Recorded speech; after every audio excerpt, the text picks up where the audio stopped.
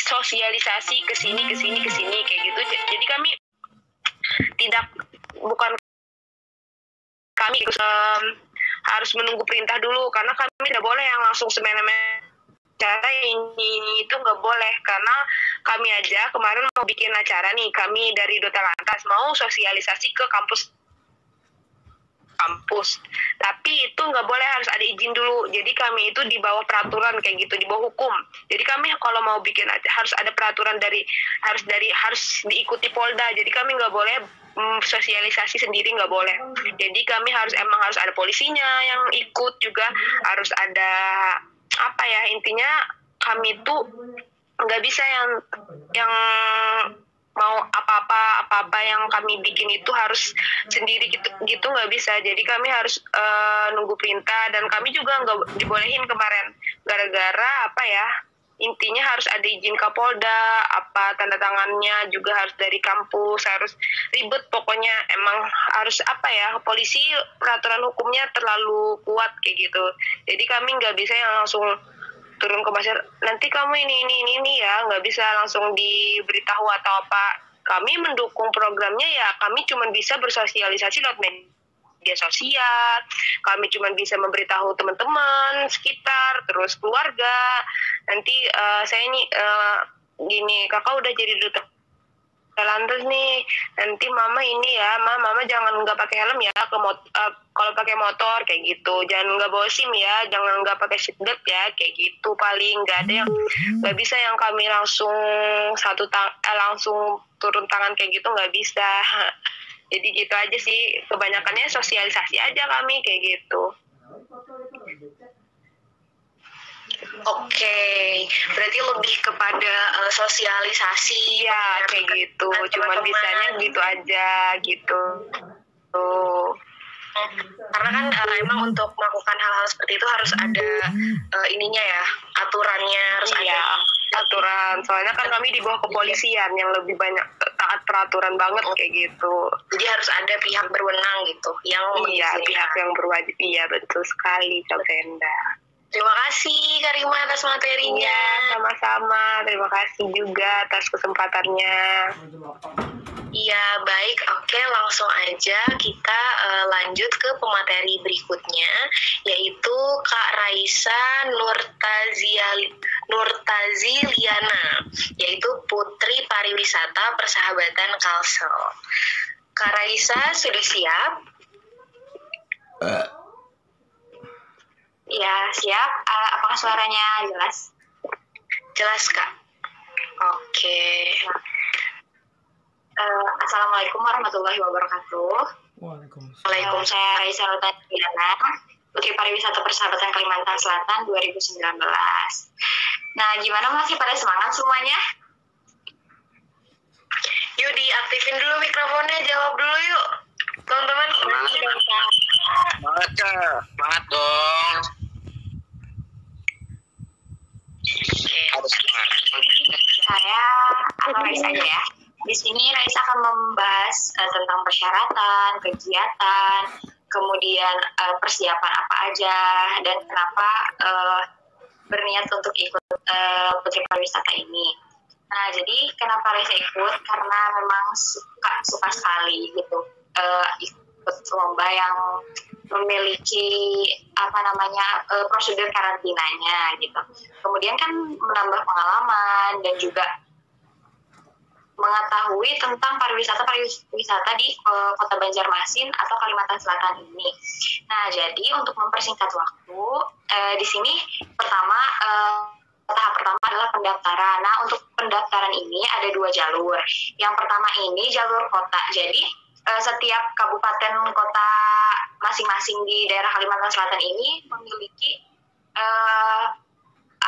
acara atau step-step sendiri untuk memilih sebagai perwakilan kota kabupaten kota masing-masing. Nah, setelah itu lalu setiap juara 1, 2 atau juara 1 dipilih oleh yang menang itu dipilih untuk mewakili kabupaten kota ke tingkat provinsi. Nah, ketika saat pemilihan kota dan provinsi ini masih ada slot yang kosong karena untuk pemilihan tahun lalu itu sekitar setiap kabupaten kota itu memiliki 2 perwakilan kan. Nah, tapi ada beberapa juga kabupaten kota yang hanya mengirimkan 1 atau tidak sama sekali.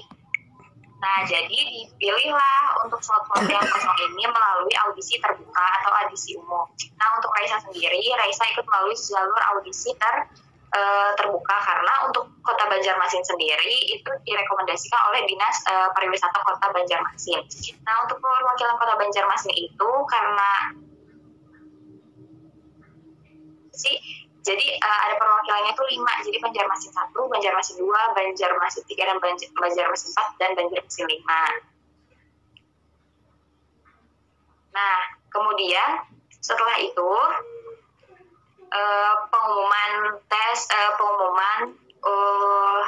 masuk atau tidak. Nah, untuk pemilihan secara umum ini pertama memenuhi persyaratan yang sudah ditentukan, kemudian ada tes interview secara umum. Jadi tes interview ini isinya itu tentang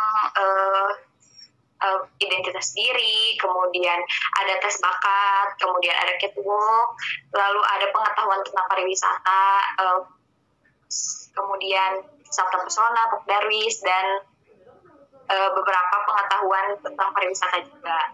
Nah, kemudian ada tes tertulis, tidak jauh beda dengan interview. Soal-soalnya ini tentang pariwisata dan sedikit kebudayaan tentang Provinsi Kalimantan Selatan. Nah, kemudian pada saat interview juga kita ditanya tentang opini kita mengenai pariwisata di Provinsi Selatan ini. Nah, untuk peserta yang terdaftar melalui jalur umum itu siap ditempatkan di menjadi perwakilan atau kabupaten kota masing-masing yang ditentukan oleh juri. Misalkan Raisa daftar sebagai perwakilan Kota Banjarmasin. Nah, namun ternyata Kota Banjarmasin ini juri memilih yang lain karena lebih cocok. Misalkan Raisa harus siap ditempatkan di kota lain, misalkan menjadi perwakilan Hulu Sungai Selatan atau Hulu Sungai Utara, seperti itu. Nah, kemudian setelah itu pengumuman tes. Jadi pengumuman tes ini melalui jalur di Instagram untuk semua peserta. Jadi harap untuk selalu stay tune. Nah, setelah pengumuman itu, jadi dari pendaftaran secara umum sampai ke pengumuman itu jarak waktunya itu 10 hari. Setelah itu langsung masuk ke karantina. Nah, karantina ini pertamanya itu technical meeting dulu. Nah, saat technical meeting ini pembagian nomor urut untuk setiap acara. Jadi misalkan kita acak nomor dan kita misalkan contohnya Raisa dapat nomor 2 untuk setiap kegiatan seperti photoshoot, presentasi, segala sesuatunya tuh Raisa menjadi urutan kedua. Nah, dari awal sampai akhir kegiatannya itu ditentukan oleh nomor urut yang kita pilih saat technical meeting tersebut.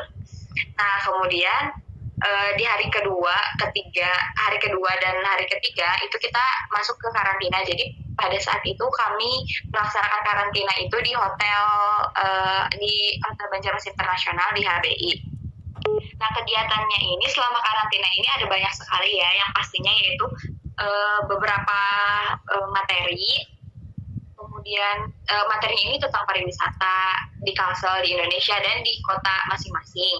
Kemudian cara pengelolaan pariwisata di Kalimantan Selatan. Kemudian ada public speaking dan make up class. Jadi buat teman-teman yang belum bisa make up, kita belajar juga di sana, ada kelasnya gitu. Nah, kemudian kita belajar table manner dan ada juga deep interview. Jadi di hari terakhir itu kita melaksanakan deep interview. Nah, jadi deep interview ini lebih ke personality, tentang hobi kita, kenapa kita mau ikut ini, kemudian tujuan dari bisnis kita itu apa, seperti itu. Nah, kemudian selain ada pemadatan materi, saat karantina juga kita ada wisata. Jadi waktu kemarin Raisa itu wisatanya itu wisata susur sungai dan ke Pulau Kembang. Nah, di sana kita membuat proyek. Jadi dalam waktu beberapa jam kita berpencar di Pulau Kembang. Kemudian kita membuat satu proyek entah tentang alamnya atau objeknya, ya kan ini kan monyet kan ya di sana. Nah, kemudian entah tentang promosi pariwisata yang di sana gitu, atau susur sungainya. Jadi dari saat susur sungai kemudian ke Pulau Kambang dan kembali lagi itu kita harus sudah bawa hasilnya, entah proyeknya, entah foto, video. Nah, untuk sebagai bahan kita bahwa kita itu memiliki potensi untuk mengelola pariwisata. Nah, setelah itu di hari terakhir itu ada grand final. Jadi di hari ketiga dan malamnya itu grand final. Jadi untuk juara yang menjadi perwakilan provinsi ini ada 7 peserta, yaitu juara 1, juara 2, dan juara 3. Kemudian ada putri atribut. Jadi putri atribut ini ada terbagi menjadi 4. Ada putri berbakat, putri favorit, putri fotogenik, dan putri persahabatan. Nah, untuk putri berbakat ini dipilihnya pada malam bakat. Jadi di hari kedua setelah Isya selesai, kita kan melanjutkan kegiatan. Jadi kegiatan itu benar-benar full dan kita tuh harus gesit, nggak bisa kayak santai sedikit itu nggak ada. Jadi kita tuh harus selalu gesit dan harus aktif dalam mendapat informasi dari panitia. Nah, untuk malam bakat ini banyak sekali sih penampilan dari teman-teman. Ada yang menari, ada yang puisi, ada yang dance. Kalau Raisa sendiri pas itu public speech, speech. Nah, speechnya tentang bahwa pariwisata ini memiliki yang besar sekali untuk kita semua. Nah, dari situ dipilih putri berbakat. Nah, putri berbakatnya ini pada tahun 2019 ini yaitu Kak Dwi dari Balangan. Nah, setelah itu kita kan malam grand final nih. Untuk grand finalnya kan pertama itu 5 besar dulu. Nah, untuk 5 besar ini diberikan pertanyaan. Jadi 5 besar diberikan pertanyaan masing-masing. Jadi pertanyaannya ini beda-beda setiap tahun, tapi masih mencakup pariwisata. Salah satu contohnya bagaimana kamu sebagai pelopor pariwisata ini mempromosikan pariwisata. Nah, dengan cara apa? Contohnya seperti itu. Nah, setelah itu gugur 2, jadi tinggal 3. Nah, sebelum round kedua untuk pertanyaan juara 1, 2, 3 itu dipilih dulu putri atribut yang tadi berempat. Nah, setelah itu barulah di malam penobatannya diberikan pertanyaan kepada 3 juara 1, 2, 3 untuk menjawab pertanyaan, lalu ditentukanlah juara 1, 2, 3. Nah, tidak jauh beda dengan duta yang lainnya. Jadi putri pariwisata ini juga memiliki juri bayangan. Nah, biasanya juri bayangan ini kita nggak dikasih tahu dan pastinya nggak dikasih tahu sih. Cuma kita emang bener-bener nggak tahu siapa yang bakal jadi juri bayangan, entah panitia kah, entah pemberi materi atau siapapun itu. Jadi peserta benar-benar tidak mengetahui, dan itu tuh menjadi salah satu nilai plus dan minus untuk kita. Makanya kita harus menjaga sikap kita, bagaimana berinteraksi dengan orang lain dan peserta lain, juga dengan panitia dan narasumber lainnya. Nah, kemudian setelah pemilihan ini banyak sekali sih sebenarnya kegiatan dan program-program. Yang paling utama itu berpartisipasi dalam kegiatan dinas pariwisata. Jadi kan dinas pariwisata ini memiliki banyak sekali acara pada setiap tahunnya, itu lebih dari 10 acara gitu yang diselenggarakan. Karena putri pariwisata ini juga ikut berpartisipasi. Kemudian kita juga memiliki proyek yaitu promosi pariwisata. Jadi jangan sampai kita sebagai warga gitu, terutama pelopor pariwisata ini tidak mengetahui ini ada pariwisata apa aja di Kalimantan Selatan ini. Nah, kemudian juga banyak sekali ya, salah satunya kegiatan yang Raisa ikut itu kemarin ikut fam trip, jadi familiarization trip gitu. Jadi kemarin itu sempat nemenin 6 jurnalis itu dari Jerman, dari Rusia, sama dari Netherlands. Nah, kita tuh keliling Kalimantan Selatan, tapi di tempat-tempat tertentu aja. Jadi kita tuh mengenalkan kepada jurnalis-jurnalis tersebut ada apa aja sih makanannya, kebudayaannya, dan pariwisata yang bisa dikunjungi oleh turis tuh di mana aja nih di Kalimantan Selatan. Nah, kita kan Kalimantan Selatan ini fokusnya ke ekoturism kan, jadi kita fokus ke yang ke alam-alaman gitu. Nah, jadi terus untuk hadiahnya juga itu lumayan sih sebenarnya, hitungannya tuh kayak kita udah berusaha, kemudian hadiah itu salah satu buah yang akan kita petik gitu. Dan kemarin itu jadi ada liburannya juga, kami liburan ke Bali, dan di sana tuh nggak liburan aja, tapi kita juga ke dinas pariwisata yang ada di Bali. Nah, di sana kita juga berinteraksi atau berbagi tips and trick gimana nih supaya pariwisata ini tidak tenggelam. Atau karena sekarang kan meskipun kita bisa berselancar di media sosial, kita juga harus terjun langsung untuk menikmati pariwisata di tempat-tempat tertentu. Kalau misalkan di Bali kan fokusnya cultural tourism. Kalau misalkan di Kalimantan Selatan ini kan ekoturism, lah gimana kita bisa mengangkat ekoturism ini supaya lebih menarik dan menjaganya gitu, sekalipun menjaganya. Ya mungkin persyaratannya sebenarnya sih mungkin dari tahun ke tahun itu sama aja ya, cuma untuk tahun ini itu kita tuh kan umurnya 17 sampai 25 kan, tapi untuk tahun ini itu diwajibkan lulus SMA dulu, soalnya takutnya ketika masih SMA, nah kan banyak sekali kan kalau misalkan udah dapet jabatan ini, mau nggak mau, bisa nggak bisa, itu harus selalu standby. Nah jadi untuk tahun ini atau mungkin selanjutnya juga kita yang harus lulus SMA. Nah syaratnya ini yang pertama dari Indonesia, kemudian berdomisili atau memiliki KTP di Kalimantan Selatan. Kemudian untuk umur lulus SMA 18 tahun atau sampai 25 tahun belum nikah. Kemudian tinggi badannya untuk perempuan itu 167 cm. Itu kan lumayan tinggi ya. Kalau misalkan Raisa sih pribadi tingginya itu 165, jadi masih kurang 2 cm pas itu. Cuma karena balance sama berat badan, jadi kata kakaknya kalau misalkan kamu mau ikut berarti harus benar-benar ada persiapan. Jadi setiap ada tugas, Raisa selalu pakai heels yang lebih tinggi kan dari teman-teman yang lain, soalnya biar kelihatan itu bagus dan rapi. Sebenarnya agar kelihatan rapi aja sih gitu. Kemudian cerdas, memiliki kepribadian yang baik dan berwawasan luas, memiliki pengetahuan tentang pariwisata dan kebudayaan Kalimantan Selatan. Nah, kemudian untuk persyaratan yang harus dikumpulnya itu mengisi formulir pendaftaran, melampirkan fotokopi identitas, dan melampirkan foto close up 4x6, 5 lembar, dan full body 3R. Nah, untuk informasi lebih lanjut bisa diikuti Instagramnya Putpar Kalimantan Selatan. Di sana akan ada selalu update tentang informasi-informasi takutnya ya setiap tahun.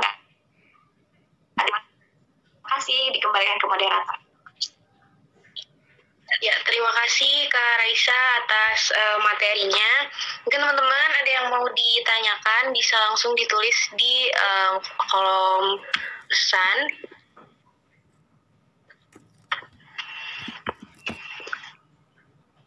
Ya, kita berikan kesempatan teman-teman untuk berpikir dan menyusun kata-kata dulu ya Kak Raisa.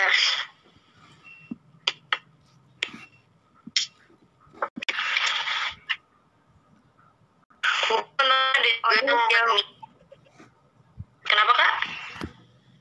Nah sambil nunggu yang bertanya nih, jadi kita tuh di sana tuh kan kegiatan apa-apa bareng-bareng kan, kemudian ketemu orang-orang baru juga, jadi berasa kayak keluarga sendiri gitu. Sama temen-temen tuh emang kita berlomba untuk menjadi yang terbaik, tapi kita juga di sana saling merangkul, saling berbagi cerita, dan tidak merasa kita tuh benar-benar berkompetisi gitu, meskipun pada kenyataannya kita berkompetisi. Itu seru banget sih, apalagi kan ketemu temen dan kita apa-apa tuh bareng dari awal sampai akhir tuh. Dan alhamdulillah sampai sekarang juga kita masih kayak ada komunikasi, atau kalau misalkan ada temen yang misalnya Raisa di Banjarmasin nih mau ke Balangan, nah tinggal nelpon temen yang di sana gitu biar lebih gampang segala sesuatunya. Itu sih menurut saya yang paling penting itu. Dan jadi seru banget juga ya Kak, karena bisa jalan-jalan, bisa mengetahui budaya Indonesia yang sangat beragam gitu. Explore. Ya.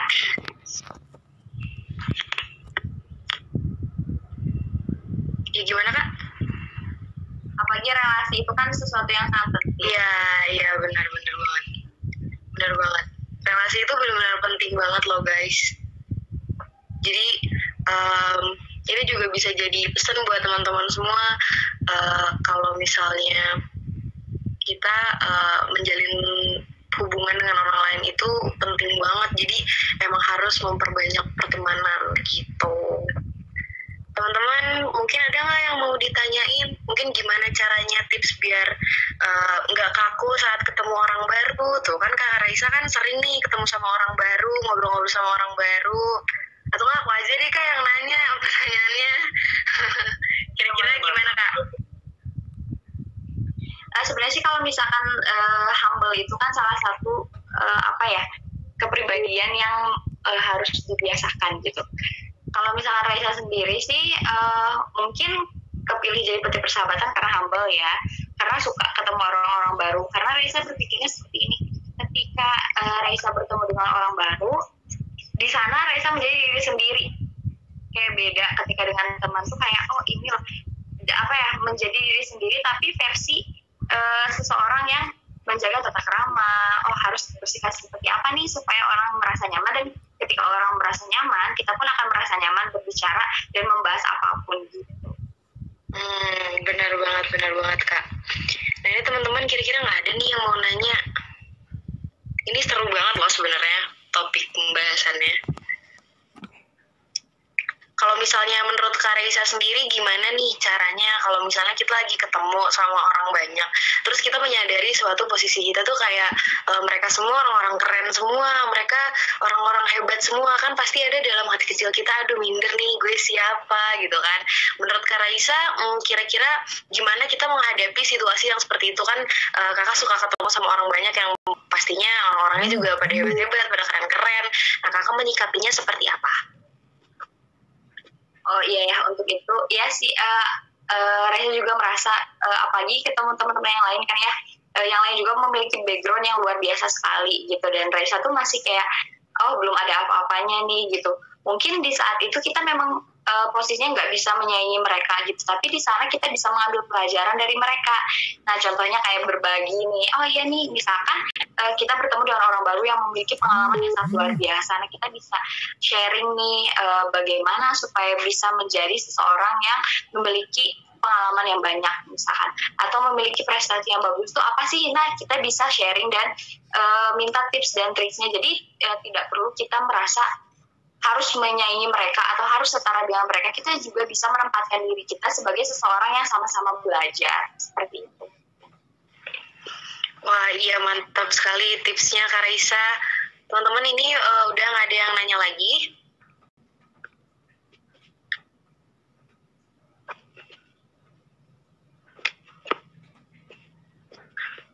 Oke, kalau kayak gitu, terima kasih banyak Kak Raisa atas materi dan tips-tipsnya, atas semua informasinya, terima kasih banyak. Langsung aja kita lanjut ke pembicara yang selanjutnya ya. Terima kasih. Iya.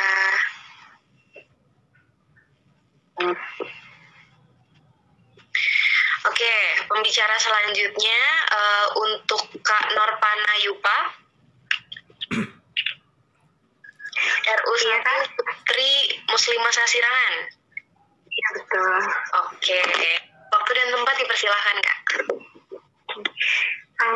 Assalamualaikum warahmatullahi wabarakatuh. Waalaikumsalam. Ya selamat pagi menjelang siang ya untuk semuanya. Sebelumnya saya ucapkan terima kasih banyak kepada pembawa acara yang sudah mempersilahkan saya. Ya mungkin langsung saja. Perkenalkan, nama saya Norpana Yupa.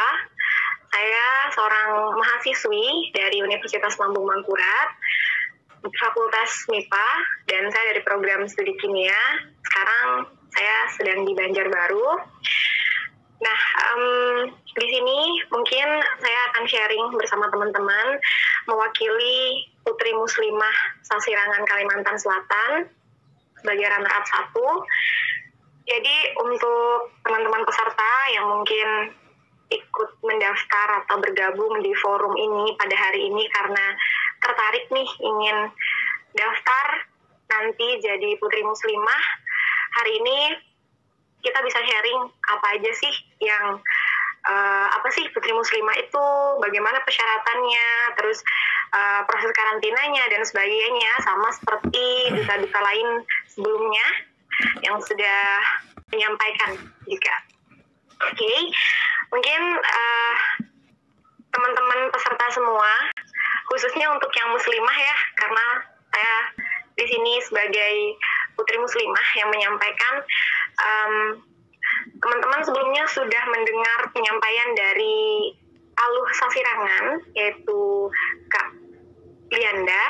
Nah, Kak Lianda mungkin panjang lebar juga sudah menjelaskan apa sih itu Aluh Sasirangan sendiri. Tentunya ada persamaan ya nama kami Alus Sasirangan dan Putri Muslimah Sasirangan. Nah, sama seperti Utu Alus sebenarnya Putri Muslimah Sasirangan itu sendiri berada di bawah naungan YPS, yang mungkin dulu dikenalnya KPS, sekarang namanya YPS atau Yayasan Pecinta Sasirangan. Nah, apa sih sebenarnya bedanya antara Utuh Alus Sasirangan itu sendiri dengan Putri Muslimah Sasirangan? Dari namanya tentu sudah beda ya. Ini lebih ke sasaran sih sebenarnya.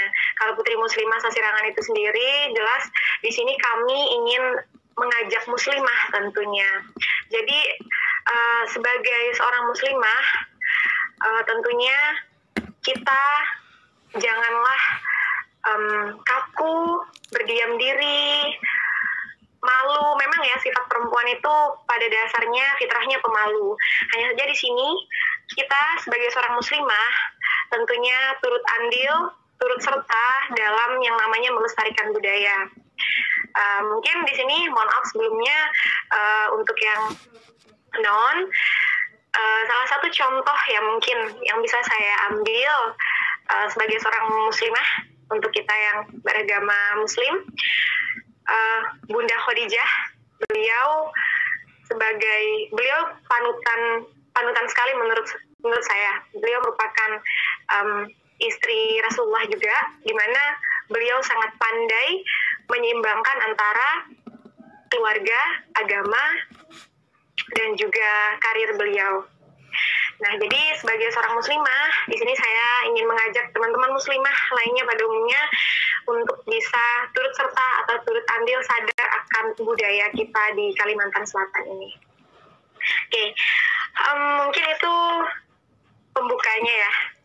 Kita mungkin masuk ke poin-poin yang akan saya sampaikan pada hari ini. Yang pertama mungkin ke persyaratan ya.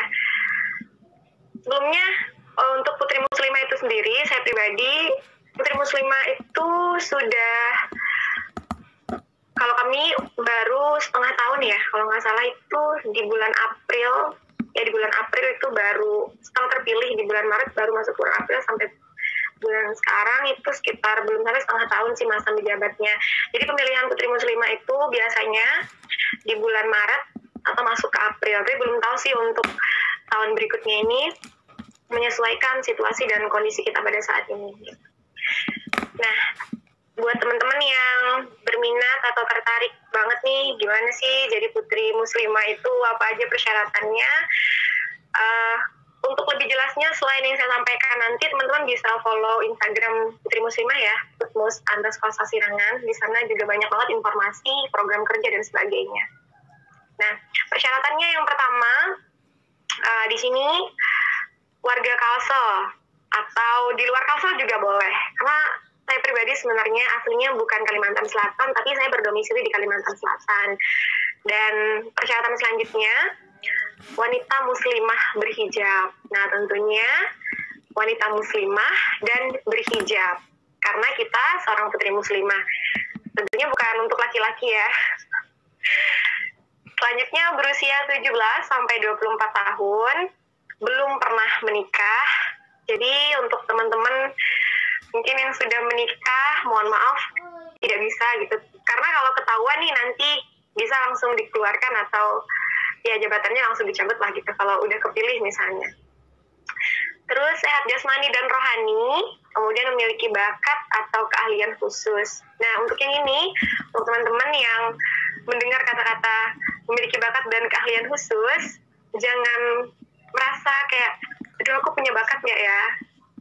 Ada sih beberapa orang yang biasanya tuh berbicara seperti itu. Jadi kalau dari saya nih, sebenarnya setiap orang itu punya bakat, kita saja yang sebenarnya belum mengetahui bakat kita apa. Mungkin yang pada umumnya kita tahu bakat itu seperti menulis, entah dia bakatnya di seni, bidang olahraga, dan sebagainya. Bahkan memasak pun adalah sebuah bakat gitu. Tinggal kitanya aja percaya diri dan mengolah itu dengan baik. Nah, jadi jangan insecure dulu kalau ngerasa, aduh aku punya bakat nggak ya, jadi kayak nggak percaya diri, mau ikut ini itu gitu. Justru karena kita memberanikan diri sebenarnya ikut suatu ajang beauty pageant seperti ini, itu mendorong kita untuk belajar bahwa aduh aku pengen belajar ini deh, siapa tahu ini mungkin aku bisa sedikit, yang awalnya kamu bisa sedikit kemudian kamu asah itu dengan baik, yang itu akhirnya bisa menjadi bakat yang luar biasa di kamu karena kamu belajar untuk mempersiapkan ikut ajang ini misalnya. Artinya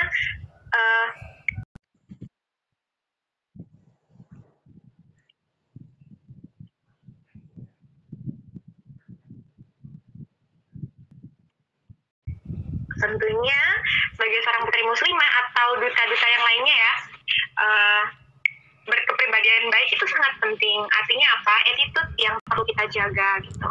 Terus berpenampilan menarik itu juga jangan dijadikan momok tersendiri. Aduh aku menarik nggak ya? Aduh aku gimana nggak ya? Justru di tengah-tengah kamu, yang penting satu ya, kita punya keberanian gitu. Kita berani dulu, kita berani mencoba. Di saat kamu berani, coba aja deh. Seiring berjalannya waktu kamu ingin mencoba itu, kamu akan berprogres dengan sendirinya. Karena proses itu yang kamu lakukan. Yang awalnya, ibaratnya nih, yang awalnya nggak bisa pakai lipstick, tiba-tiba nyoba pakai lipstick, misalnya. Yang awalnya nggak pernah pakai yang pakaian seperti apa, mencoba menggunakan hal seperti itu. Nah, jadi itu akhirnya kamu menjadi bisa, karena keinginan tadi itu, gitu. So, jangan insecure atau jangan merasa nggak percaya diri atau apalah itu. Kita coba gitu, karena konsepnya try and error. Jadi kita coba, misalnya gagal, kita coba gitu. Yang penting kita tuh berani dulu, ya. Nah, selanjutnya memiliki pengetahuan umum, bisa membaca Al-Quran dan berwawasan luas tentang agama dan budaya Kalimantan Selatan, khususnya Sasirangan.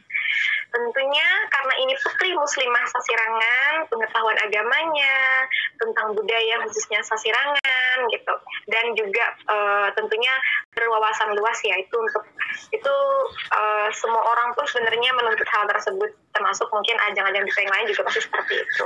Nah, untuk agama ya, tadi katanya paham tentang agama ya, tentunya ada sih sebenarnya gini, beberapa orang yang aduh aku nih nggak hebat-hebat banget, atau aku nih misalnya hafalannya nggak terlalu gimana misalnya. Jangan terlalu berpikir jauh sampai ke sana gitu. Yang penting kita itu pengetahuan agama kita ngerasa kita cukup loh, kita cukup tahu tentang Islam ya. Mohon maaf sebelumnya untuk yang bukan beragama Islam, kita tahu Islam itu bagaimana, misalnya dasar-dasar kita bisa baca Al-Quran, itu sudah cukup modalnya. Jangan sampai mikirnya kemana-mana, aduh aku harus hafal hadis kah, harus apa, enggak gitu. Jadi jangan sampai sejauh itu mikirnya, oke, teman-teman.